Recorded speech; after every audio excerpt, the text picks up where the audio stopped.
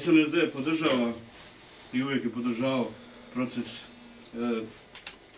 sudskog ispitivanja kriminalne privatizacije. Želim da kažem da u ovom trenutku pozivam sve nadležne institucije, prije svega tužilaštvo i sudove, da otpočnu reviziju već provedenih procesa u sudovima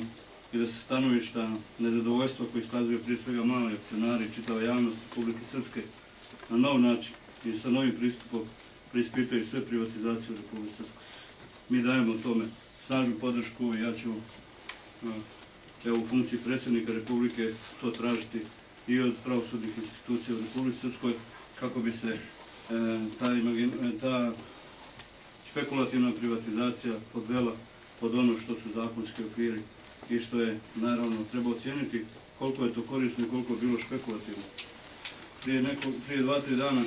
jedan od predstavnika malih akcionara je govorio o tome i tačno naveo ljude koji su u tom učestvovali i mi podržavamo njegovu inicijativu da se to preispita i kroz sudski proces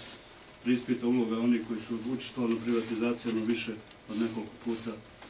pored ostalih Petar Dušanić i neki drugi ljudi koji su, nažalost, uzimajući firme,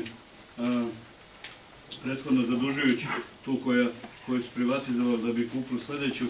doveli desetine firme u stečaj, u nemogućnost da funkcionišu i doveli ih u poziciju da ne mogu da polučuju rezultate. To mora da se stanovišta pravosudnog sistema ispita jedna kriminalna namjera da se upropasti društveno bogatstvo te vrste, a ne da se putem raznih lobija, prije svega advokatskih, sudskih, tužilačkih,